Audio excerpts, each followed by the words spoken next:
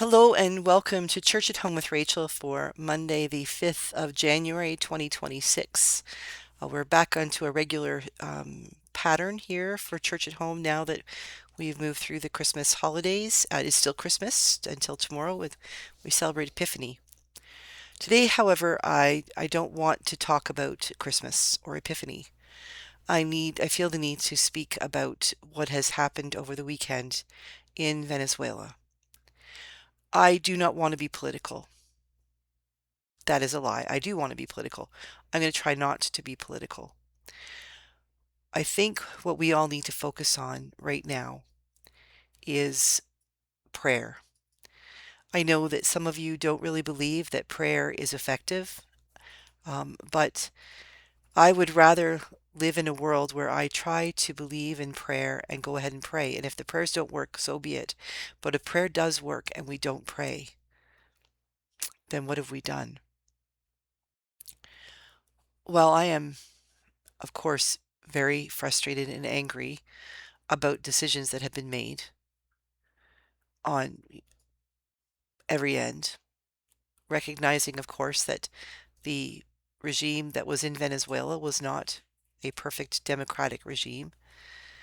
I am frustrated that other people believe that they have the right and the power to simply determine what is better for a whole other nation.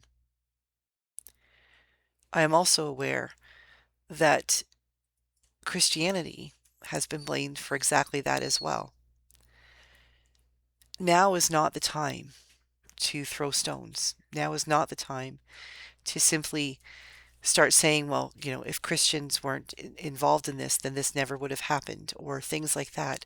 I think what we need to say, recognize is that true Christians, the people who believe in Jesus Christ, the person that we celebrated over Christmas, the one whom we will celebrate tomorrow at the Epiphany, when we acknowledge that Jesus was not just for the Jewish people, but those three kings who came to find him, the Magi, they were from a different place. They were not like the people of Bethlehem.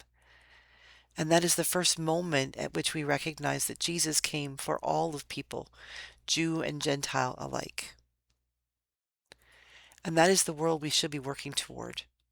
A world in which people do not have to be woken from their sleep to bombs dropping. A world in which we recognize that the people who are homeless need us to feed them, need us to help them find ways to find peace, mental health, places to live, not create their homelessness by bombing them or kicking them out or judging them. We are called now. I believe we are called to respond, the Christians among us and everyone, to respond in a different way.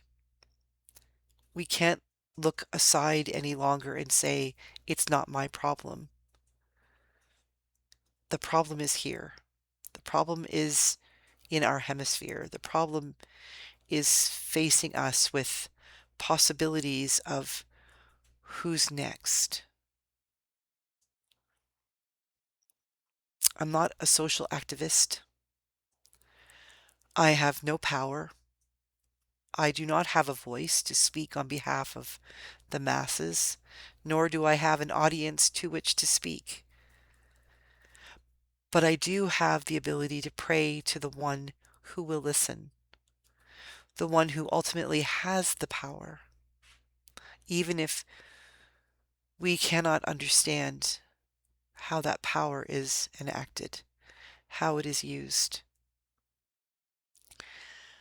There are many of you who will watch this video because of who you are, and I know who you are, some of you, and how you respond to things, that you will be right ticked off and angry and hopping mad and wanting to call your congressman if you live in the States, or call your MP or your MLA if you live here in Canada, to say, no, no, not in my backyard, not in my own neighborhood, not in our hemisphere. This can't happen. And I encourage you to do that.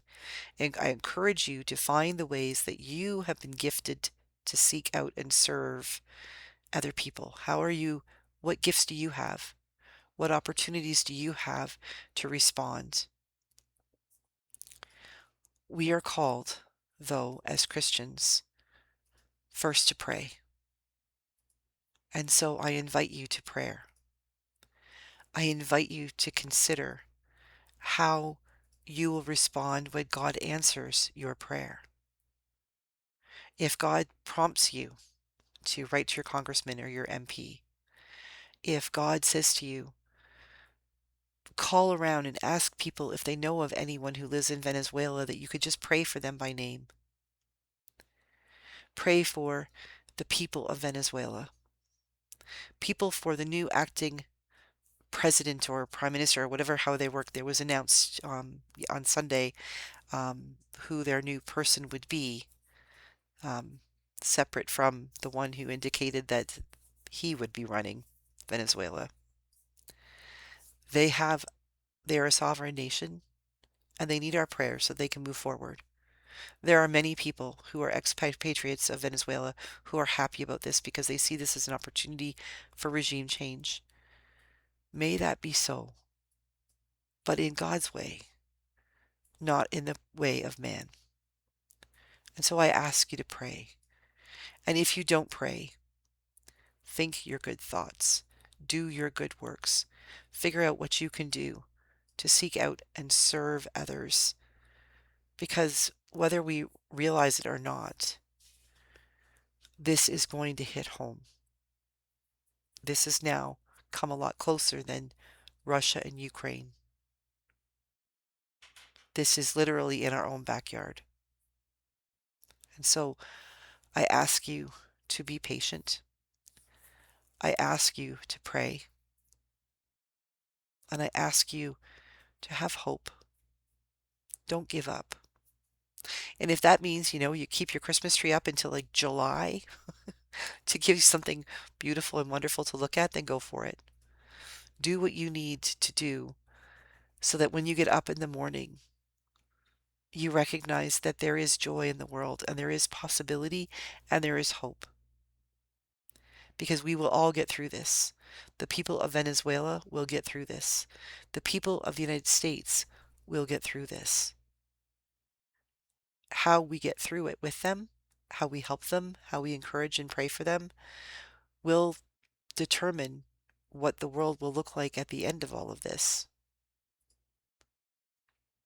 The power is in our hands because we all have the power to act. So act gently.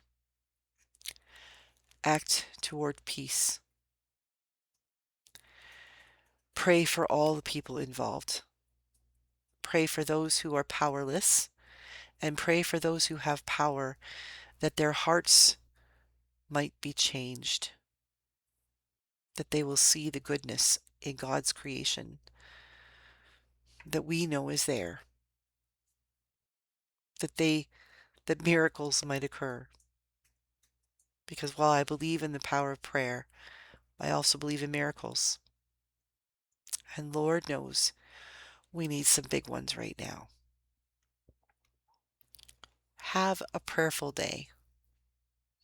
Be gentle with yourself. If you don't understand what I'm talking about, then go about your business.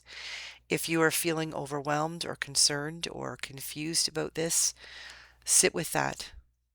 Talk to other people, ask questions, pray about it. Don't run away from it.